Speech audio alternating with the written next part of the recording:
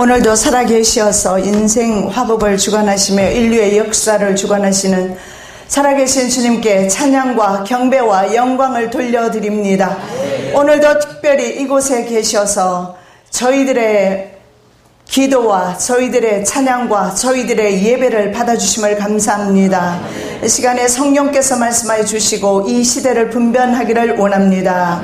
우리의 성령께서 교우들에게 하시는 말씀을 듣게 하여 주시옵시고, 주께서 선지자들을 통해서 계시하신 말씀이 이 시대에 어떻게 성취되는가 보기를 원합니다. 부족합니다. 미련합니다. 붙잡아 주시옵소서. 마치는 시간까지 함께하여 주실 줄로 믿습니다. 감사하며 예수 그리스도 이름으로 기도드립니다. 아멘. 만나서 참으로 반갑습니다. 저는 미국에서 살다가 왔어요. 미국에서 평생 살려고요. 미국에 갔습니다. 저희 아버지가 목사님이신데 저희 조상들은 신사참배 거절하고 순교한 그런 집안입니다. 그리고 아버지도 이제 신사참배 피해서 도망다니시고 붙들려서 뼈가 다 부러지시고 그러면서 나중에 이제 목회자가 되시고 60년 넘죠. 60년 넘는 세월 95세 돌아가실 때까지 정말 말씀을 연구하셨어요.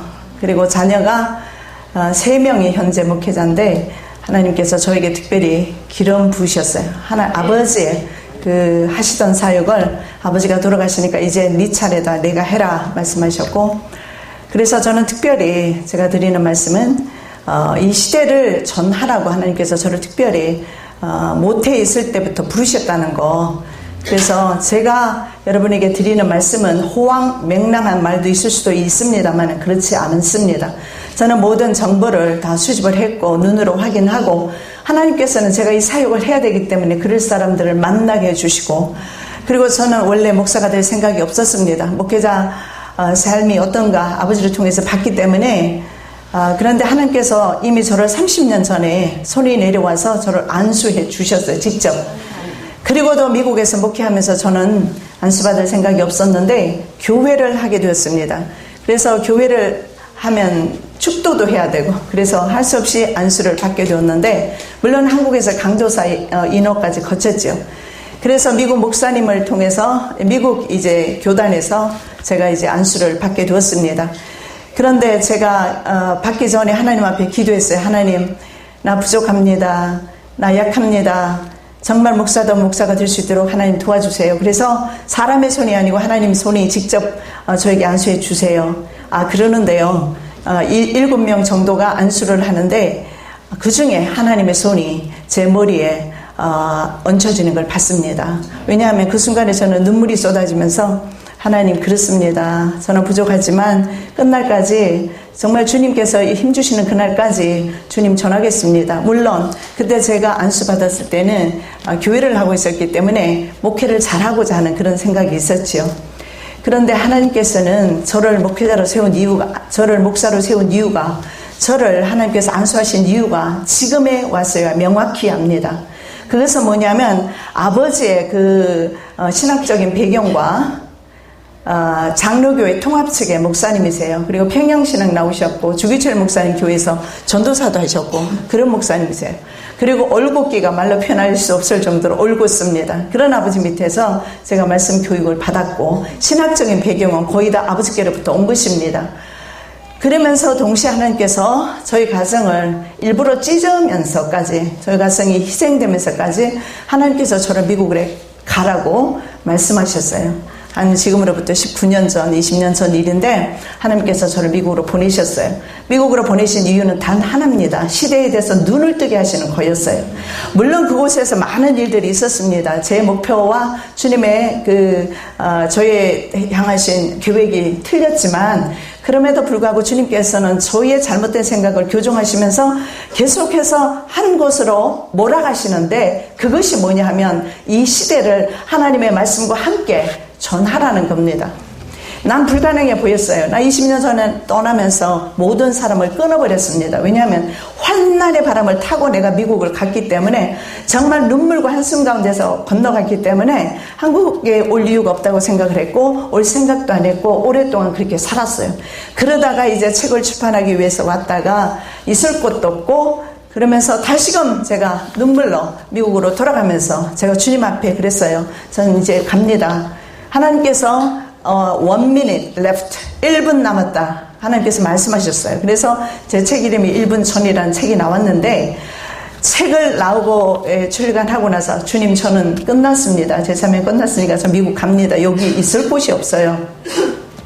형제 집에도 하루 이틀이 이제 눈치 보여서 못 있겠더라고요. 그런데 하나님께서는 이렇게 말씀하셨어요. 책이 나왔으니까 이 시대를 똑바로 전해라.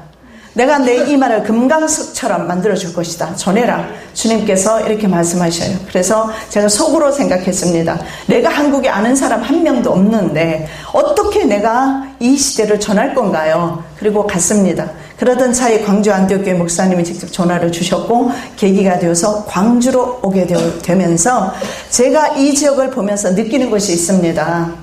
제가 상당히 미국에 목회하면서 영적으로 죽어 있었거든요.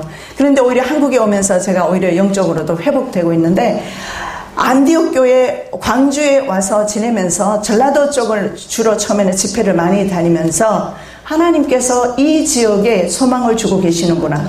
이 지역을 깨우시고 계시는구나. 왜 그러냐 하면 이 지역이 살아있기 때문에 아직은. 미국이나 캐나다나 다 다녀봤어요. 저는 뭐 일본도 다녀보고 외국을 잘 사는 나라를 주님 하나님께서 보내셔서 다녀봤습니다. 영적으로 죽었어요. 아마 여러분 정도도 미국에 가면 느낄 수가 있어요. 아, 영적으로 다 죽어 있구나. 드라이 되어 있구나. 이 상황을 알 겁니다. 이번에도 제가 미국과 캐나다를 다녀왔는데 역시 그랬습니다. 제가 캐나다에 갔는데 교육자 협의회에서 공문을 교회마다 돌렸습니다. 이단 목사가 와서 복음을 전하니까 아무도 가지 말라. 그래도 물론 무사히 집회는 마쳤습니다마는 그런 곳입니다. 제가 이단이라면 우리 아버지도 그리고 제가 전하는 말씀도 저 말씀을 벗어나지 않습니다. 할 수 있으면 말씀 가운데서 시대를 보는데요. 제가 이 시대를 보게 된 것은 유대인 크리스찬 랍비를 만나면서 크리스찬 가족 유대인을 만나면서 이 시대에 대해서 정보를 받았습니다. 그래서 결코 하나도 헛된 정보는 없습니다. 그런데 그 정보를 받을 때 하나님께서 그래서 미국을 보내셨구나 그렇게 제가 알게 되었습니다. 그리고 사실은 미국에서 미국 사람들에게 짧은 영어 가지고 전할 수가 없기 때문에 하나님께서는 내 동족에게로 다시 보낸 것 같습니다.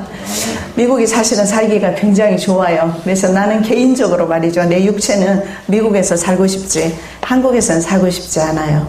그러나 소망은 한국에 있어요. 아부하는 거 아닙니다. 느껴요 제가. 한국에 와서 이렇게 불편하게 자리에 앉아서 예배 드리는 곳은 한국밖에 없어요. 미국에는 에어컨 빵빵하게 틀어놓고 의자에 앉혀놓고 음식 다 준비해놓고 대접해도 안 옵니다. 왜냐하면 제도적으로 미국은 너무나 바쁘기 때문에 사람들이 교회에 올 수가 없어요. 이 일에 매여요. 너무 바빠요. 다니엘서 말씀처럼 지식이 너무 많아요. 인터넷 있잖아요. 그래서 교회에 안 옵니다. 그래서 제가 미리 말씀드리는 것은 오늘 가능하다면 저녁에는 지난 토요일날 한성주 장군 만나서 어린이 대공원에서 땅굴 탐사를 했는데 저희 눈으로 확인하고 왔습니다. 그래서 그런 부분에 대해서 좀 말씀드리겠고 그리고 이제 저들이 우리 몸에다가 취입을 삽입하려고 합니다. 그렇게 해서 전 세계 사람들을 통제하려는 계획을 어디서 이것을 진행하고 있었냐면 미국에서 하고 있었어요. 그래서 저는 미국에 살고 있는 유대인들을 만나서 그 사실을 확인할 수가 있었습니다. 그리고 제 눈으로 다니면서 지난 7년 동안 다 확인했던 것들입니다. 그래서 시간이 되는 대로 여러분에게 말씀을 드리겠습니다. 그러면서 제가 이 시대를 보면서 전율을 느꼈던 것은 단 하나입니다. 하나님의 말씀이 일점의력도 상징이 없고 틀림이 없고 마지막 때 이루어지고 있다는 사실을 제가 보면서 전율을 했습니다. 그러면서 제가 그것을 받아들이는 제 자신도 오랫동안 시간이 걸렸어요. 왜냐하면 내가 믿음이 약화되어 있었고 미국 사회가 좀 그렇습니다. 그러다 보니까 또 상처도 많고 그러다 보니까 제가 현실을 받아들이는 것이 어려웠습니다. 이유는 단 하나였어요. 내 나름대로 내가 내 성을 만들어 놓고 쌓아놓고 살고 있었기 때문에 이 내 성이 해체된다는 거, 내가 쳐놓은 내 모든 목회라든가 교회 가정이라든가 이런 모든 것들이 있잖아요. 내 삶이 무너져 내리는 걸 느꼈기 때문에 받아들이기 힘들었어요. 어쩌면 여러분 가운데서도 그런 분들 계실지 몰라요. 그러나 성경에서 분명히 말합니다. 귀 있는 자는 성령께서 교회들에게 하시는 말씀을 들으라, 이렇게 말씀하고 있습니다. 그래서 오늘 이 시간에 정말 성령께서 여러분의 귀를 열어주셔서 제가 여러분에게 드리는 말씀을 새겨 들으시고 그러한가 해서 책도 좀 사보시고 인터넷도 좀 들어가 보시고 여러분이 조금만 더 신경만 쓰신다면 예수 안 믿는 사람까지도 이 종말에 대해서 말하고 있다는 것을 여러분 아시기 바랍니다. 그래서 그 부분에 대해서 제가 좀 말씀을 드리도록 하겠습니다. 자, 다니엘서 7장 말씀에 보면 오늘 읽은 말씀입니다. 네 짐승이 나오지요. 첫 번째 짐승, 바람이 바다로 몰려 불었습니다. 그런데 특이하게 말이죠. 네 번째 짐승까지는, 그러니까 마지막 적그리스도 국가까지 항상 바다를 끼고 나타난다는 사실을 유념하시고, 이 바다는 바로 지중해임을 아셔야 합니다. 왜냐하면 이 지중해를 끼고 큰 강대 국가들이 지금까지 나타났어요. 첫 번째 나라가 바로 바벨론입니다. 오늘 본문에서는 사자로 표현하고 있어요. 그리고 다니엘서 7장에 보면 다니엘서 2장에는 금신상에 대해서 나와 있습니다. 그래서 금나라 이렇게 볼 수가 있고, 그래서 우리가 유념할 것은 이 마지막 때 금권을 가지고 경제력을 장악한 사람들이 전 세계를 지배하는 그런 구도로 가고 있다는 것을 아시기 바랍니다. 그래서 금이 지배하는 시대, 우리의 믿음도 금이라고 했습니다. 그죠? 좀 서로 상충되는데 우리가 추구하는 것과 저들이 추구하는 것은 다릅니다. 그런데 금이 지배하는, 상인들이 지배하는 그런 시대라고 생각하시면 될 겁니다. 그 상인들이 누구냐 하면 다국적 기업이라고 하기도 하고 국제 금융 월가, 여러분 그 월가를 중심으로 한 국제금융자본이라고 합니다. 그 국제금융자본은 거의 대부분이 유대인들입니다. 자, 그래서 금신상이 우리에게 알려주는 시사하는 바는 아주 큽니다. 그리고 그 다음에 두 번째 나라가 페르시아입니다. 페르시아는 2장에서 곰으로 표현되어 있고 오늘 7장에서는 곰으로 표현되어 있고 다니엘서 2장에서는 은으로 표현합니다. 그리고 세 번째 나라가 동의 나라이면서 오늘 본문에서는 금은 동이죠. 그러니까 세 번째 나라는 헬라로서 표범으로 표현하고 있습니다. 그리고 네 번째 나라는 7머리 10뿔 짐승으로 표현하고 있는데 오늘 제가 계속적으로 말씀드리는 것은 7머리 10뿔 짐승이 어떤 계획을 가지고 있는지, 이 7머리 10뿔 짐승은 아셔야 될 것은 7머리 10뿔이라는 것은 성경에서 10왕을 가리킨다는 사실을 아시기 바랍니다. 왜냐하면 성경에 오늘 본문에 우리가 다 읽지는 않았지만 17절 말씀에 이렇게 말씀합니다. 이 네 큰 짐승은 세상에 일어날 네 왕이라, 이렇게 말해요. 그렇기 때문에 네 짐승은 네 왕 혹은 네 제국이 됩니다. 자, 그렇다면 네 번째 나라 로마가 있었잖아요. 그래서 네 번째 나라는 로마인데요. 로마는 특별히 철을 사용했습니다. 그런데 이 로마 나라가 네 번째 국가입니다. 동시에 이 네 번째 국가에서 마지막 국가가 나오게 됩니다. 그래서 동일한 국가임을 알 수가 있어요. 이 네 번째 국가가 철이 가장 유연하면서도 가장 강한 거죠.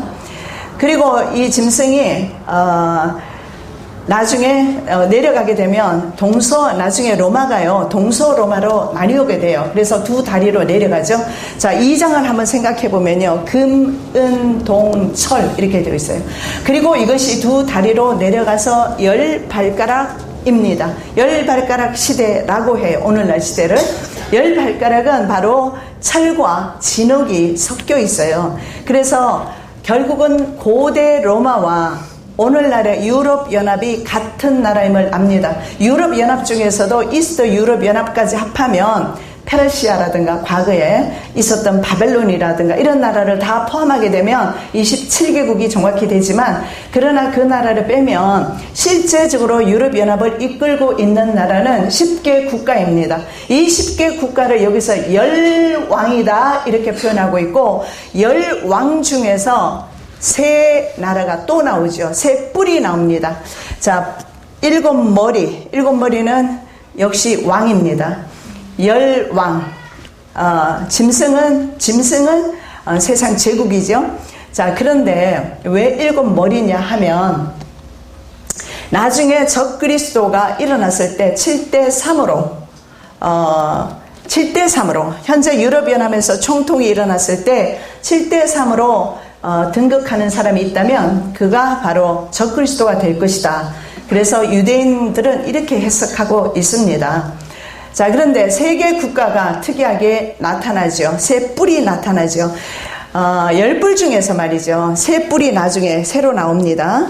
세 뿔, 프랑스, 영국, 독일이라고 봅니다.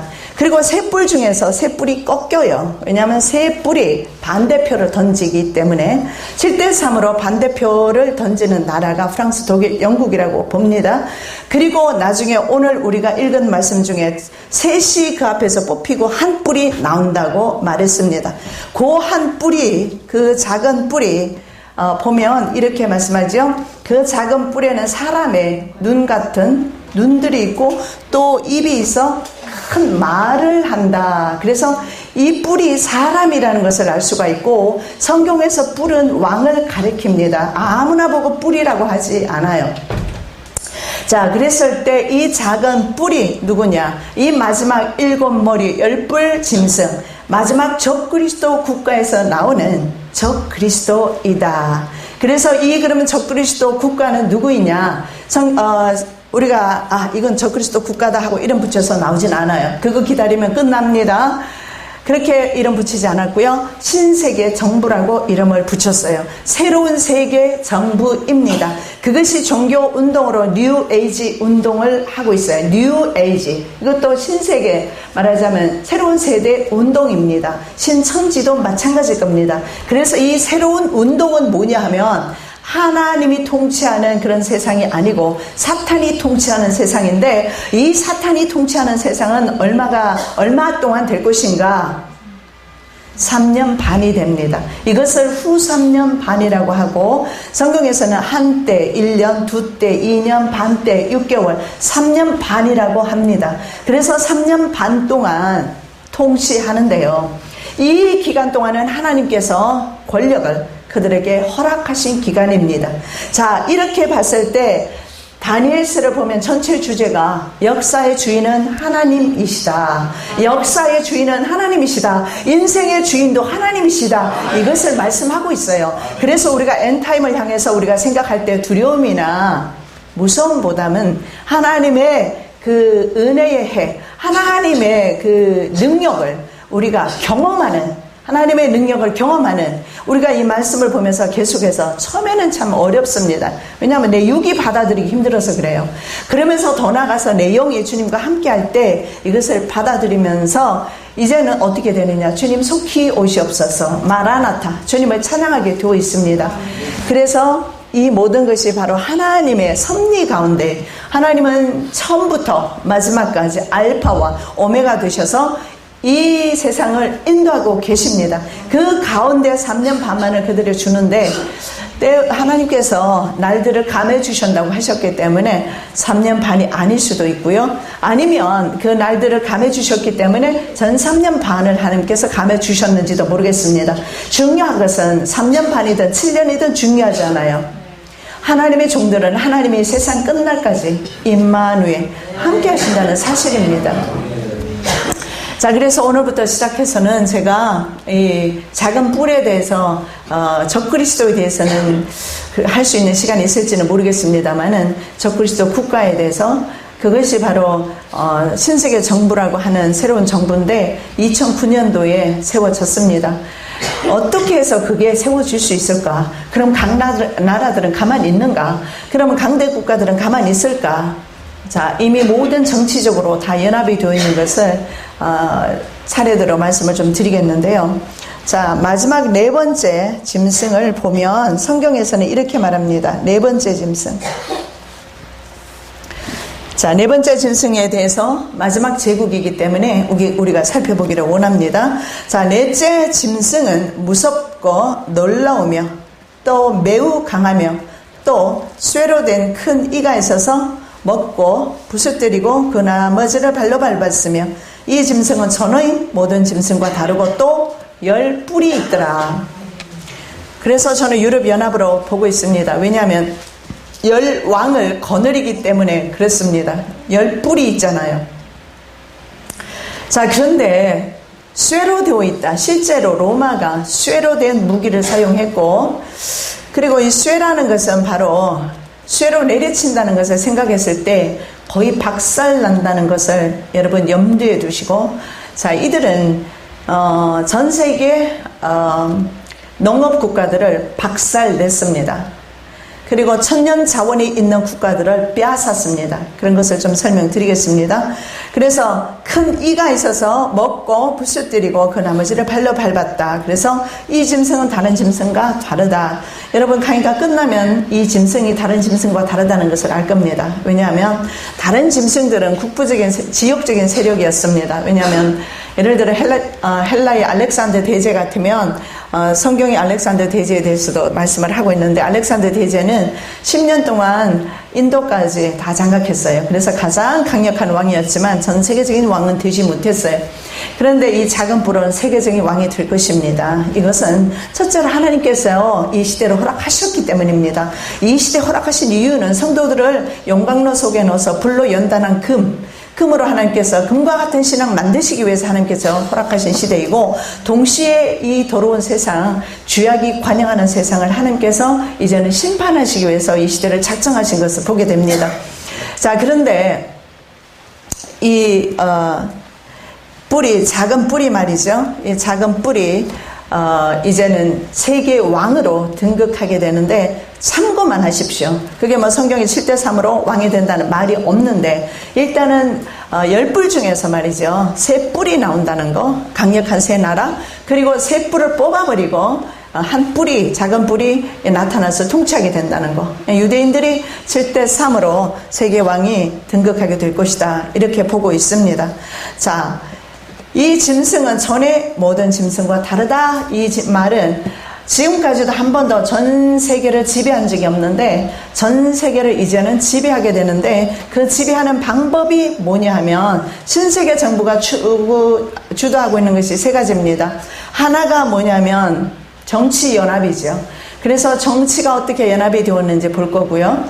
그리고 또 하나는 뭐냐면 경제를 통한 건데, 매매를 못하게 하는 성경의 계시록 기록된 말씀대로 단일 화폐를 만듭니다. 그래서 G20 정상들이 모이고 G20 정상들이 모여서 그동안 해왔던 것이 있습니다. 그게 뭐냐면 종이를 없애는 작업을 해왔습니다. 세상 사람들은 거의 다 알아요. 종이가 없어지고 이제는 전산화 시스템이 이루어진다는 사실을 압니다. 이 전산화 시스템이 이루어진다는 것은 종이 돈이 말이죠, 우리 몸속으로 들어간다는 의미와 같습니다. 그래서 이런 시스템으로 전 세계가 이제는 가고 있습니다. 그래서 단일 화폐가 통일됩니다. 지금은 뭐 달러, 원화, 뭐 여러 가지 뭐 일본 엔화 뭐 다 있잖아요. 그렇지만 그때가 되면 하나로 다 통일이 될 겁니다. 그래서 종이가 없는데 그러면 종이 화폐가 없어지지 않겠습니까? 단일 화폐. 그리고 또 하나가 있어요. 그것이 뭐냐면 단일 종교입니다. 이 단일 종교는 로마 카톨릭을 중심으로 해서 이루어지고 있는데, 뭐냐 하면 기독교 국가까지, 지금 기독교 모든 개신교회까지요, 다 종교연합운동에 동참하고 있어요. 그것이 뭐냐면 작년에 했던 WCC에 대부분 동참했죠. 그리고 NCCK 신앙과 직제 거기에 또 동참을 했습니다. 이 신앙과 직제가 뭐냐면 캐톨릭의 신앙과 기독교 우리 개신교회 신앙이 일치한다 이겁니다. 똑같다. 그리고 직책도 똑같다. 그래서 로마 카톨릭을 중심으로 해서 교회가 통일되는 건데, 자, 로마 카톨릭 교회가 지금 어떤 상황이냐면 1517년에 마틴 루터가 종교개혁을 했습니다. 그리고 마틴 루터가 신부들이 독점하고 있는 하나님의 말씀을 그때 독일어로 번역하기 시작합니다. 많은 이제는 국민들이 그 책을 읽게 되면서 계몽이 시작돼요. 하나님의 말씀을 직접 읽으면서 교회를 통해서 주님을 만나는 것이 아니고 교회를 통해서 천국 가는 것이 아니라 내가 직접 주님과의 관계 속에서 예수 그리스도로 말미암아 바로 천국 간다는 사실을, 그리고 구원받는다는 사실을 깨닫게 되기 시작합니다. 계몽이 되는 거죠. 그러면서 이제 각 나라 말로 성경책이 이제 번역이 되기 시작했습니다. 그래서 성경책이 우리들에게 있다는 것은 놀라운 기적이라는 사실입니다. 왜냐하면 오랫동안 이들은 성경책을 독점하면서 뭘 판매했습니까? 면죄부라는 걸 판매했어요. 쉽게 말씀드리면 제가 여러분에게 종이 쪼가리 한 장 주면 여러분 헌금하면 죄가 사면된 겁니다. 여러분 그거 믿을 수 있어요? 지금? 안 믿죠, 아무도. 근데 그 당시에는 사람들이 계몽이 되지 않았기 때문에 구원받는 길이 이 면죄부를 삼으로써 구원받는구나 이렇게 생각하고 사람들을 속였단 말입니다.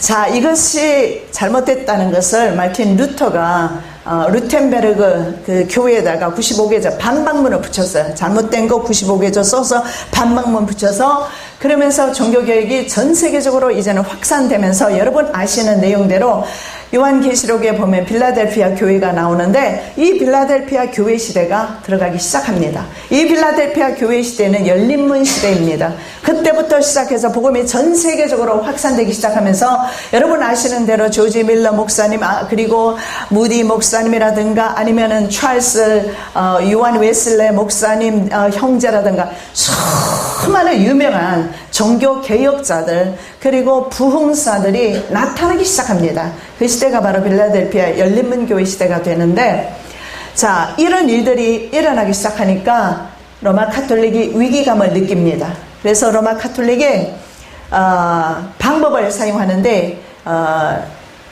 수도사들이 모여서 이제 어떤 모임을 갖지요. 그 모임이 바로 예수회라는 겁니다. 그래서 이그나티우스 로요라, 타는 불이라는 뜻인데 이그나티우스 로요라가 예수회를 조직을 합니다. 그리고 그때부터 시작해서 예수회는 마녀 사냥이다. 여러분 중세에 있잖아요. 마녀 사냥 많이 들어보셨을 겁니다. 이 마녀 사냥이 누구냐면, 마녀가 누구냐면 바로 개신교도들이었습니다. 그러면서 그때부터 시작해서 또 전 세계적으로 개신교도에 대한 핍박이 시작되기 시작합니다. 그래서 유대인과 개신교들이 얼마나 많이 죽어갔는지 몰라요. 그 일을 예수회에서 했습니다. 그러면서 로마 교황청보다 예수회라는 그 조직이 수장을 제너럴이라고 해요. 그리고 블랙팝이라고 합니다. 검은 교황이라고 그렇게 불려지는 수도 원장이 말이죠. 나중에는 교황보다 더 파워가 있게 되니까 로마 교황청이 제거하려고 했습니다. 그래서 어떤 교황은 그들을 제거하려다가 33일 만에 암살을 당하고 맙니다. 그러다가 로마 교황과 예수회는 결국은 결탁하게 되고, 지금 현재 프랜시스 교황은 예수회 소속 신부로서 교황이 된 사람입니다. 그래서 예수회 소속 신부이기 때문에 그는 동성애를 옹호합니다. 하나님의 축복이라고 그러죠. 그들도 하나님께서 기뻐하신다고 그러죠. 그리고 RFID를 하나님의 축복이다 이렇게 말합니다. RFID가 바로 very cheap입니다. 사람들에게 칩을 삽입하는 것은, 칩을 삽입해서 그 칩을 통해서 어느 정도 질병을 고칠 수 있는 것은 하나님께서 우리들에게 주신 선물이다. 그리고 취임식 때 프랜시스 교황의 취임식 때 루시퍼에 오셔서 루시퍼를 찬양하는 영창을 부르는 것을 보게 됩니다. 그렇다면 저는 로마 카톨릭 신자들을 비난하거나 저는 정죄하거나 그럴 자격도 없고 그럴 생각도 없고, 왜냐하면 카톨릭 신자 가운데서도 성경운동이 일어나면서 예수 믿는 분들이 계시더라는 거예요. 그럴 생각은 없습니다. 그러나 로마 카톨릭 교회가 이미 배교의 길로 간 지는 오래되었다라는 거예요. 그래서 로마 카톨릭 교회는 바로 계시록 17장에서 말하는 음녀라는 것을 보게 됩니다. 그런데 이 음녀가 말이죠, 7머리 10뿔 짐승을 타고 있어요. 유럽이라는 단어가 유럽파라는 단어에서 파생하였는데, 유럽파라는 단어가 짐승을 탄 여자입니다. 그렇다면 짐승을 탔다라는 것은 여러분이 이제 이해합니다. 짐승이 무엇인지. 뭡니까? 세상 권력입니다. 짐승은 세상 제국이에요. 이 세상 제국은 권력의 속성상 항상 시대 말기 때마다 어떤 현상이 드러나느냐면 기독교인들을 핍박하는 형태로 나타납니다. 그래서 세상 제국이 누구로부터 왔느냐? 바로 사탄으로부터 왔다는 사실을 여러분 이해하셔야 합니다.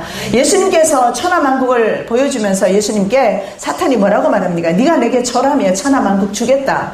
예수님이 말씀으로 물리치셨어요. 그런데 세상 사람들은 사탄의 제의를 받아들여서 세상 권력을 이미 장악했습니다. 그것을 어떻게 장악했는지 여러분 알게 될 것인데, 그렇게 해서 로마 카톨릭 교회는 7머리 10뿔 짐승 탄 여자, 즉 적그리스도 국가와 연합해서 바로 로마 카톨릭은, 그리고 로마 카톨릭과 연합한 개신교회 배도자들은 성도들을 팔아버리는 일을 할 겁니다. 여러분 계시록 18장 17장 계속 읽어보시면 18장에 넘어가시면 바벨론이 상인으로 나와 있어요. 바벨론. 아까 제가 말씀드렸잖아요. 다니엘서 2장의 금신상 바벨론이죠. 그래서 이 세상 모든 권력은 바벨론 나라이다라는 것을 이해하고 들어가시면, 아, 바벨론은 오늘날의 적그리스도 국가이기도 하구나 이해할 수가 있습니다. 그런데 이 말이죠, 바벨론이 바로 로마 교황청이 파는 것이 있어요. 여러 가지 상품이 있는데요. 그 상품 중에 하나가 사람들의 영혼이다, 이렇게 말씀하고 있어요. 그래서 어떤 식으로 팝니까? 바로 배도하는 무리들이 말이죠, 배도하는 교회가 말이죠, 성도들을 적그리스도에게 팔아 넘기게 될 것입니다. 그래서 우리는 마지막 때 에레미야 선지자에게 주신 말씀처럼 이제는 이스라엘이 국가로서의 종교로서, 국가 종교로서 생명을 잃어버리게 되었을 때, 그래서 그들은 바벨론의 포로로 되어갔을 때 에레미야가 뭐라고 말합니까? 새로운 법을 준다고 그랬어요. 그것은 마음의 법입니다. 그래서 심령으로 새롭게 되어서 예수님께서 이것을 비유로 말씀하셔서 옥토, 가시밭, 그 다음에 돌짝밭, 이렇게 비유를 하셨던 겁니다. 그래서 마지막 때는 결국은 심령 교회를 통해서 구원받는다는 사실을 알 수가 있습니다. 왜냐하면 오늘날 한국 교회가 말이죠, 다시금 배도의 길로 거의 다 갔기 때문에 그렇습니다.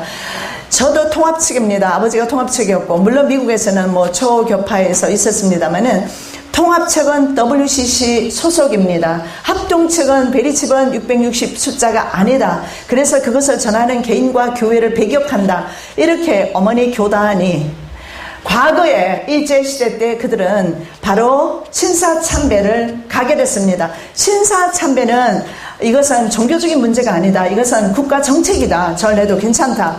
그리고 이제 총회장을 위시하여서 목사들이 함께 가서 신사에 절을 하는 모범을 보였습니다. 그랬을 때 교회는 가결했습니다. 교회는 세상 권력에 절을 했습니다. 교회는 세상 권력을 받아들였습니다. 교회는 바로 하나님을 배도하는 일에 앞장섰습니다. 그럼에도 불구하고 저희 아버님을 비롯한, 저희 아버님은 크게 이름은 날리지는 못하셨어요. 그러나 거의 30년 동안 부흥집회 다니시면서 이 사실을 전하셨어요. 그런데 여러분 아시는 주기철 목사님이라든가 반계성 전도사라든가 이런 분들은 정말 끝까지 총회에서 파문을 당하면서 파직을 당하면서까지 그 일에 동참하지 않았어요. 그래서 오늘날 바로 로마 캐톨릭과 연합하는 것은 바로 종교 배교 운동임을 알 수가 있어요. 왜 그러느냐 하면 오늘은 WCC에 대해서 말씀드리는 건 아니지만 하나를 말씀드리면 그들은 종교다원주의를 부르짖고 있어요. 종교다원주의는 뭐냐면 산 꼭대기로 가는 길은 여러 길이 있다. 한 길이 있는 것이 아니다. 그러므로 예수가 그리스도인 것은 분명하다. 예수 그리스도를 통해서 구원받을 수도 있고 모하메 그리스도를 또한 모택동 그리스도를 통해서도 구원받을 수 있다. 누구든지 하나님께서는 각 나라 사람을 사랑하신다. 그러므로 각 나라 종교도 사랑하신다. 이것이 종교다원주의입니다. 그렇게 하면서 은근히 하나님을 버리라는 말 대신에 다른 신을 접목을 시킴으로써 하나님으로부터 우상숭배주의에 빠지게 해서 하나님으로부터 멀어지게 하는 일을 이들이 하고 있는 것을 보게 됩니다. 자, 그래서 지금 전 세계를 장악하고 있는 권력에 대해서 조금 말씀을 드리면요. 예수회라는 조직이 있습니다. 이 예수회는 거의 로마 교황청이나 마찬가지지만 연합해서 저들이 하는 것은 종교 영역을 담당하고 있어요. 그리고 계시록 17장에서 본 것처럼 7머리 10뿔 짐승 마지막 국가와 연합되어 있다는 거 꼭 기억하시고 이 국가와 연합된 7머리 10뿔 짐승 그 짐승 이제는 마지막 때 여러 가지 이제 일들을 하는데 그 7머리 10뿔 짐승이 누구들이냐 하면 예수의 종교 영역이죠. 또 한 부류가 있습니다. 아까 제가 말씀드렸던 대로 월가를 중심으로 하는 국제금융자본입니다. 이 국제금융자본을 조정하는 또 기관이 있는데 세계 은행입니다. 세계은행이 아니고 세계국제금융위원회라고 있습니다. 금융위원회가 있고요. 금융위원회 아래에 세계은행이 있고 있는데 이들이 13명으로 되어 있는데 이들이 전 세계 경제를 다 좌우지합니다. 자, 이들이 하는 것이 있습니다. 두 가지를 하는데 첫째가 뭐냐 하면 전 세계 이자율을 조정하는 일을 합니다. 그래서 우리가 이자율을 보면 누가 분명히 매긴다는 사실을 여러분 알 겁니다. 이분은 예수 믿는 분이 아닌데요. 어떻게 제 책을 읽으면서 이 경제 부분에 대해서 이렇게 말씀을 하더라고요. 자기가 주식 투자를 많이 하는 분이에요. 근데 주식 투자를 해서 항상 오랫동안 수십 년 해왔는데 보면 누군가 뒤에서 조종하는 힘이 있다. 그런데 목사님 책을 읽으니까 이해가 되네요 하는 말씀을 제가 들은 적이 있어요. 조종하는 세력이 있습니다. 이것이 바로 국제금융자본이라고 합니다. 그리고 또 한 세력이 있는데 영국에 있는 300엔 위원회라고 합니다. 그리고 여러분 많이 들어보셨을 거예요. 프리메이슨, 일루미나티 다 같은 조직들인데 프리메이슨은 그 전체를 통틀어서 말하는데 프리메이슨은 뭐냐 하면 프리는 자유롭다, 메이슨은 석공이란 뜻입니다. 건축자 이런 뜻이죠. 자, 첫 번째 그 초대 프리메이슨으로 히람 아비프가 있어요. 히람 아비프가 솔로몬 성전을 짓지요. 근데 신기에 가까웠어요. 왜냐하면 성전에서 돌을 치석하지 않았어요. 망치 소리 들리지 않았어요. 밖에서 돌을 치석해서 와서 끼우기만 했는데도 정확하게 맞았어요. 그래서 이 얼마나 기하학이라고 그러죠. 쥐아메출이라고 하는데 기하학이 발달이 되었으면 얼마나 기하학이 잘 알았으면 그 치수가 정확하게 들어맞았어요. 그런데 그 기술을 아는 사람이 그때 당시에 3사람밖에 없었는데 그들이 약속하기를 이렇게 약속했다고 합니다. 이 비밀을 우리가 끝까지 지키자. 아무에게도 전수하지 말자. 이렇게 했는데 15명 정도가 히람 아비프와 지성소에 꾸미는 일을 했는데 가르쳐 달라고 했지만 가르쳐 주지 않았어요. 그래서 나중에 자와 캠퍼스 이런 막대기 건축에 사용되던 그런 자재를 가지고 와서 히람 아비프를 죽이게 됩니다. 그때부터 히람 아비프를 숭상하는 사람들이 프리메이슨이에요. 그래서 프리메이슨의 상징이 직각자와 컴퍼스입니다. 그런데도 프리메이슨은 나중에 일루미나티를 누가 창설을 하느냐 하면 바로 아까 제가 말씀드렸던 대로 1517년에 마틴 루터가 종교개혁을 일으키면서 이그나티우스 로욜라가 예수회를 조직하면서 이 예수회가 만든 것이 또 있어요. 이그나티우스 로욜라가 만든 것이지만 일루미나티라는 걸 만들어요. 자, 여기에서 모든 것이 다 풀어지는데요. 일루미나티는 빛이라는 뜻입니다. 그리고 루시퍼는 빛을 가져오는 자예요. 그래서 루시퍼의 빛을 받은 사람들이 일루미나티입니다. 그래서 그 이름을 일루미나티는 한국말로 하면 광명회라고 그렇게 부를 수가 있어요. 자, 프리메이슨이 가장 숭상시하는 글자가 있습니다. G입니다. G. 이 대문자 G를 쓰는데 G는 쥐와 메추리의 대문자예요. 쥐와 메추리가 기하학입니다. 그래서 그들은 세상 탑을, 세상 권력을 숭상하는 사람들입니다. 이것은 어디에서부터 벌써 올라갈 수가 있느냐면 바벨탑으로 올라갈 수가 있어요. 그들이 시리 앤 타워 그렇게 했어요. 시와 탑을 쌓자, 타워를 쌓자. 이것이 바로 바벨탑 사건입니다. 그래서 세상 권력은 권력 속성상 계속해서 자기 자신만의 타워, 탑을 쌓는다는 사실을 아셔야 합니다. 그런데 우리 한국교회도 똑같이 자신의 탑을 쌓아서 왔습니다. 그래서 하나님께서 지금 진노하고 계시는 거 아닙니까? 세상 문화를 그대로 받아들인 거예요. 그래서 이 프리메이슨은 기하건요, 바로 바벨론으로부터, 바벨탑으로부터 그 기원이 시작된다는 것을 알 수가 있고, 결국은 이것은요, 탑의 문제가 아님을 알 수가 있어요. 아담과 하와 때 이미 선악과를 보면서 탐욕이 들어가서 그 탐욕이 우리 인간에게 계속 유전이 되면서 사람들은 절대로 만족함이 없습니다. 그렇게 해서 계속 부를 축적을 합니다. 아론 루소가 암살을 당하고 지금은 없습니다. 근데 아론 루소가 미국의 9.12 사건을 데이비드 락펠러로부터 들은 사람입니다. 그래서 반대했지요. 네가 칩을 삽입하면 넌 어디 가도 특권 그런 을 누리게 될 것이다. 근데 그가 반대해서 지금은 암살을 당하고 없는 것 같습니다. 그런데 9.12 사건 터지기 전에 11개월 전에 아론 루소에게 데이비드 락펠러가 이렇게 말했어요. 이제 11개월이 지나면 큰 이벤트가 있을 거야. 그 이벤트가 쌍둥이 빌딩이 무너지는 겁니다. 그리고 우리는 카스피의 흑해로 진출할 거야. 카스피에다가 우리 파이프라인을 꽂을 거야. 이렇게 말했어요. 그러면 그 9.12 사건이라는 것을 아론 루소가 알았죠. 그래서 이렇게 물었어요. 너는 모든 부귀영화 다 가졌는데 왜 이런 일을, 나쁜 일을 하느냐. 수많은 사람들이 죽을 것이 아니냐. 5,000명 이상의 사람이 죽고 실종됐어요. 그때 저는 TV를 보고 있었는데 영화인 줄 알았어요. 비행기가 와서 쳤는데요. 비행기가 치면 48개의 프레임이 있어요. 그 프레임은 절대로 쓰러지지 않아요. 그렇게 되어 있어요. 한국에서 이 빌딩이 무너지지 미국에서 빌딩 무너진 일은 거의 없어요. 그렇게 견고하게 만듭니다.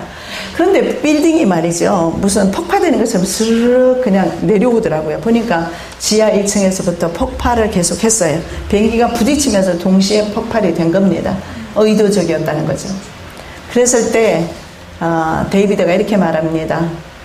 나는 전 세계 사람들에게 칩을 박을 거야. 그리고 그들을 내가 완벽 통제할 거야. 그렇게 말했다고 합니다. 이것이 인간의 욕심이에요. 얼마나 그들은 전 세계로 호령할 수 있는 부를 가지고 있음에도 불구하고 멈출 줄을 모릅니다. 세상은 주님에 의해서 끝날 겁니다. 아멘. 인간의 탐욕은 세상은 끝이 안 납니다. 이대로 계속할 겁니다. 예수님께서 오셔서 끝을 내셔야 이 지구상의 악은 끝이 나게 될 겁니다. 그래서 이들은 그 일을 하고 있고요. 그래서 이들 그룹과 또 한 그룹이 있는데 300인위원회가 있는데요. 이 300인위원회는 유럽 왕실로 되어 있어요. 유럽 왕실로. 자, 유럽 왕실로 되어 있는데 이 유럽 왕실 집안이 미국으로 와서 부를 축적한 것이 국제금융 자본입니다.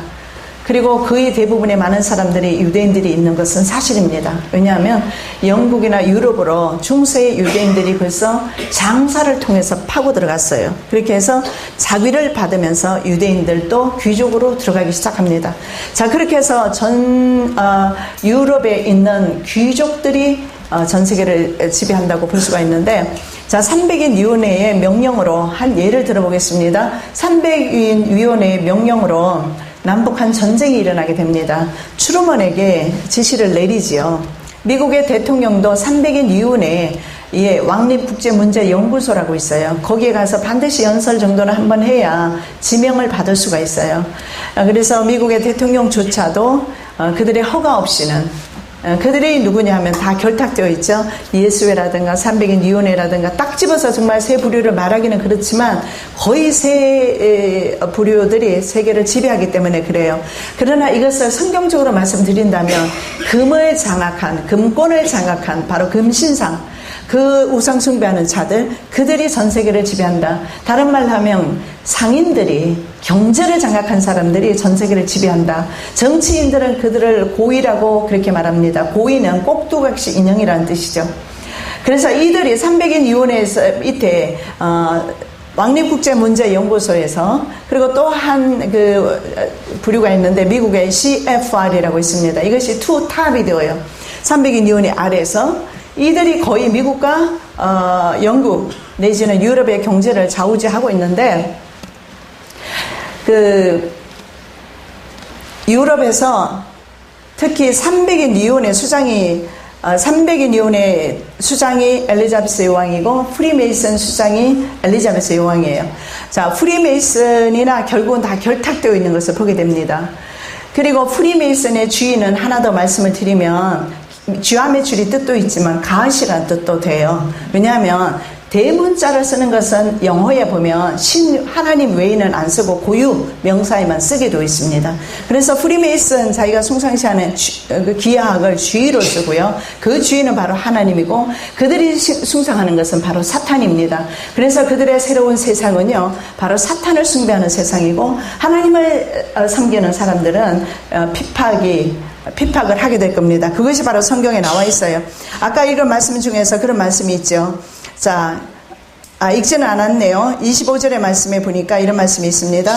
그가 장차 지극히 높으신 이를 말로 대적하며 또 지극히 높으신 이의 성도를 괴롭게 할 것이며, 그가 또 때와 법을 붙이고자 할 것이며, 성도들은 그의 손에 붙임받아 한 때와 두 때와 반 때를 지내리라. 여기 나오죠. 성도를 괴롭게 하게 될 것이다. 그런데 이 왕실 그룹들이 미국으로 건너와서 미국 정계를 다 장악하고 있어요. 그래서 부시 일가도 마찬가지고 오바마 대통령도 유럽의 피를 가지고 있다고 하고요. 자, 그들은 거의 모두가 일루미나티 혹은 프리메이슨입니다. 프리메이슨은 우리 몸으로 하면 운동 조직이에요. 운동하는 그런 기관입니다. 그래서 프리메이슨은 전 세계를 파고들었는데 우리나라에는 언제 들어왔느냐 하면 이시조선시대 때부터 들어왔던 걸로 압니다. 누구를 통해서 왔느냐 하면 선교사들을 통해서 왔는데, 양화진 선교사 묘역에 가면 프리메이슨 로고가 있어요. 삼각자와 그리고 컴퍼스가 이렇게 있어요. 삼각형으로 되어 있고 안에 대문자로 G가 있어요. 그 G는 하나님을 섬기는 G가 아니고 바로 그들이 섬기는 사탄을 가리키는데, 오늘날 릭 워렌 목사님이나 조엘 오스틴 목사님 뭐 이런 분들 다 유명하신 분들, 빌리 그레엄 목사 다 일루미나티입니다. 0.1%, 전 세계 사람들 0.1%밖에 안 돼요. 미국에서도 0.1%인데, 자, 그들이 전 세계를 지배한다고 보는데, 자, 릭 워렌 목사가 오바마 대통령 취임할 때 2시간을 연설했는데 다 한번 들어봤습니다. 그런데 미국에서는 혐오 범죄법이라든가 이런 것이 통과되었습니다. 노화법이라는 게 통과되었습니다. 그래서 이런 것들은 차별을 금지하는 법이기 때문에 그리고 남에게 혐오를 주는 말을 하면 안 되기 때문에 예수 그리스도 이름으로 기도합니다. 사용하면 안 되게 되고 있어요. 현재 미국 법이. 왜 그러냐 하면 예수 그리스도를 들먹이면 예수님의 십자가를 생각하고 예수 그리스도의 그 십자가는 남에게 혐오감을 주기 때문에 그런 말들을 공식상에서 하면 지금은 체포되어 갑니다. 어떤 부모가 동성애 교육시키지 말라 그랬다가 학교에 신고로 체포되어 가서 감옥에 있어요. 그런 나라가 됐어요. 왜냐하면 동성애자들 나쁘다 말하는 것은 그 남에게 그런 말을 하는 것은 혐오 범죄법에 저촉이 되거든요. 그런 나라가 되었고, 그리고 하나님의 말씀을 읽던 목사는 체포되어 가고, 미국의 법은 굉장히 무서운 상태인데, 자, 그때 혐오 범죄법으로 인해서 수많은 사람들이 지금 그 일을 당하고 있어요. 그런 억울한 일들을 당하고 있어요. 역차별을 지금 당하고 있어요. 시대가 지금 이미 그들의 시대가 다가오기 때문에 그들이 그 야욕을, 권세를 드러내고 있는 것 같습니다. 자, 그런데 미국에서 그런 일들이 일어나는 가운데서 미국에서는 대통령을 비롯해서 모든 거의 사람들이 이들의 사람인 까닭에 이런 법들이 백성들이 모르는 사이에 통과된 법들이 지금은 시행되고 있습니다. 그래서 결국은 유럽 왕실이나 그리고 미국의 정계에 있는 사람이나 그리고 국제금융 월가들은 결국은 같은 사람들임을 볼 수가 있어요. 보니까 계보를 쭉 올라가 보니까요, 결혼으로 전부 다 연결되어 있어요. 그래서 지금은 거의 그들이 다 금융을 잡고 있는데요. 금융뿐만 아니라 전 세계 경제를 잡고 있는데, 바로 이자율을 조정하는 거 월가에서 하죠. 국제금융위원회에서 일을 하고요. 또 하나가 있는데, 또 하나는 뭐냐면 돈을 찍어내는 것을 그들이 하고 있어요. 여러분 생각해 보십시오. 내가 돈을 찍어낸다면 어떨까요? 마음대로 주님 앞에 헌금할 것 같죠? 그럴 수도 있겠습니다. 그리고 내가 돈을 막 찍어낸다면 이 나라 대통령도 좌우지할 수 있어요. 자, 마찬가지입니다. 그들은 돈을 찍어내는 권리를 진작부터 그들이 가지고 있었습니다. 처음에는 이들이 상인이었어요. 유대인들이었어요. 그래서 자기네들이 돈을 찍어서 상용시켰죠. 그러다 나중에 왕실에서 금하게 되고, 자, 이렇게 되었을 때 이들은 상대 국가에게 돈을 주어서 전쟁을 일으키고, 전쟁을 하다가 국고가 바닥이 나면 이들에게 손을 벌릴 수가 없고, 그래서 지금은 여러분이 있잖아요. 정치와 경제가 이렇게 결탁되어 있다는 것을 볼 수가 있습니다. 자, 이들이 계속해서 해왔던 것이 있는데, 그 부분을 좀 말씀을 드리겠습니다. 뭐냐 하면, 자, 여기에 말씀해 보니까, 7절 말씀해 보니까, 쇠로 된 큰 이가 있어서 먹고 부스뜨리고 나머지를 발로 밟았다 했는데, 그동안 이 권력기관들이 해왔던 것이 있는데, 이들을 해왔는 것이 뭐냐면 바로 각 나라의 자급자족 시스템을 파괴하는 겁니다. 우리나라 같은 경우 67%가 공업입니다. 그리고 23% 정도가 농사를 짓는데, 23%가 농사를 짓지만 그 농사 씨앗조차도 다국적 기업으로부터 그 씨앗을 사야 합니다. 저희 친척 가운데 농사 짓는 분이 있어서 내가 말도 하지 않았는데 그런 분이 이렇게 말을 해요. 자기 딸이 자녀에게, 애기에게 그 올게닉이라고 그러죠. 그걸 뭐라고 그러죠? 올게닉을, 유기농 식품이 유기농 식품이죠. 유기농 식품이라고 갈아서 그걸 먹이면서 유기농 식품이라고 그랬더니, 그 어머니가 하는 말이, 농사 짓는 어머니가 하는 말이, 유기농이 어딨어? 재래종자 씨앗을 가지고 해마다 뿌려서 농사 지으면 그건 유기농입니다. 다른 거는 전부 다 GMO라고 그래서 유전자 변이가 일어나는데, 유전자 변이가 일어나도록 테트라시클라인이라는 독약 같아요. 그 독약이에요. 그런 것을 미리 뿌려서 내보내요. 그래서 이 생식이 일회적으로 끝나게 됩니다. 그래서 이것을 suicide offspring이라고 그렇게 이름 붙였어요. 미국 사람이.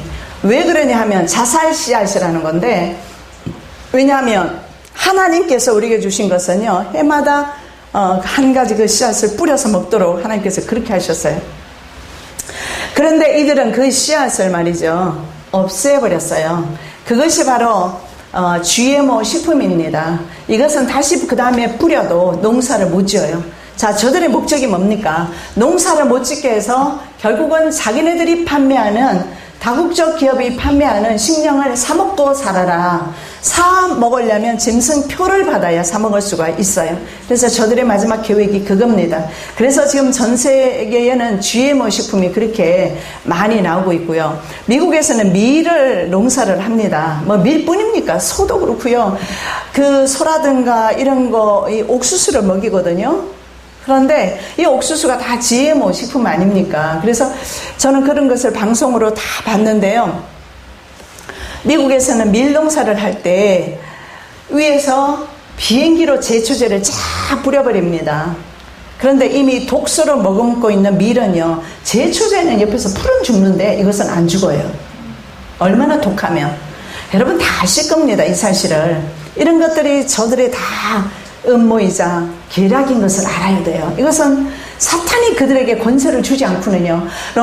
계시록 13장 2절의 말씀을 보십시오. 거기 보면 바다에서 올라오는 짐승이 있습니다. 이 바다는 바로 지중해가 될 것이겠지만 이 바다에서 올라오는 짐승이 모양이 어떻습니까? 사자와 곰과 표범의 모양으로 나와요. 사자 머리, 표범 몸, 곰 발바닥으로 그렇게 나옵니다. 그래서 다니엘서 7장에 나오는 그 짐승의 모든 모습을 가지고 나타나는 제국이며, 그리고 그 짐승은 한 짐승으로 표현한 것으로 보아서 그 짐승은 적그리스도로 보는데 모든 신학자들은 이견이 없어요.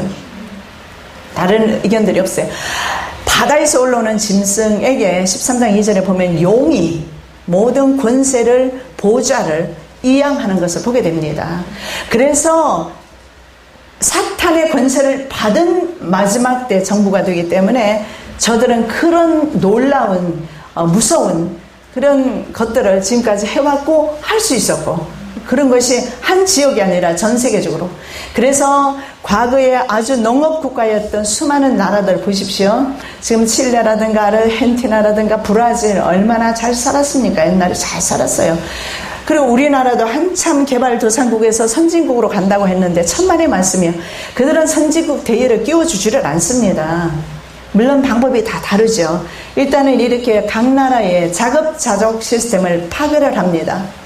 그리고 자급자족 시스템을 파괴함으로써 음식을 못 지어먹게 생산을 못하게 하는 거죠. 그래서 미국에는 510이라는 법이 통과된 게 있는데, 그 법이 발효가 되는 시점에는 텃밭도 가꾸지 못하는 법입니다. 그런 법들도 나와 있는 것을 보게 되는데, 그래서 저들의 계획은 우리로 하여금 농사를 짓지 못하게 만드는 거. 자, 우리나라를 그러면 보겠습니다. 우리나라는 다른 나라도 다 마찬가지. 우리나라 지금 농사 얼마나 짓고 있습니까? 공업화로 인해 가지고 얼마나 많은 사람들이 도시로 빠져나왔습니까? 청년들이 다시 돌아가야 된다고 생각합니다. 농사를 지어야 된다고 생각합니다. 얼마나 많은 사람들이 도시로 나와버리면서 농사를 지을 수가 없으면서 전 국토를 어떻게 해버렸습니까? 시멘트로 도배를 해버렸어요. 그래서 더 이상 곡식이 자랄 수가 없고 매연만 많고, 저는 한국 싫어하는 것 중에 하나가 매연이 너무 많아서 싫어요. 미국 가면은 너무나 나무가 많으니까 공기가 너무 좋죠. 맑아요. 한국은 시멘트로 쫙 도배를 다 해놔버려서 우리 사람이 살 수가 없어요. 그래서 지구의 온도는 더 올라가랍니다.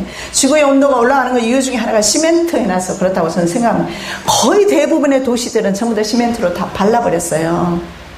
이 문화라는 것이, 과학 문화가 절대로 우리 인류의 우리 영적으로나 건강에는 안 좋다는 것을 보게 되는데, 그래서 우리나라도 예외 없이 우리나라 같은 경우에는 특별히 천연 자원이 없어요. 그래서 우리나라에서는 천연 자원이 없기 때문에 우리나라에서 뭘 했느냐면, 아까 300년 이후의 전쟁에 대해서 참 말씀하려다가 옆으로 가버렸는데, 300년 이후에서 추르만에게 지시를 내려서 우리나라에 전쟁을 일으켰어요. 왜냐하면 그들의 계획 중에 하나가 그레이트 컬링이라고 있는데, 지구인들을 70억이 돼요. 5억 명만 남기고 다 죽이겠다, 그런 계획들이 있어요. 그래서 지금 조지아 같은 경우에 CDC라는 곳에서 슈퍼박테리아 같은 거 사실은 연구 목적으로 보존하고 있어요. 그들이 언제 어디로 흘릴지 몰라요. 그렇게 되면 전 세계적으로 전염병이 확산되어질 것입니다.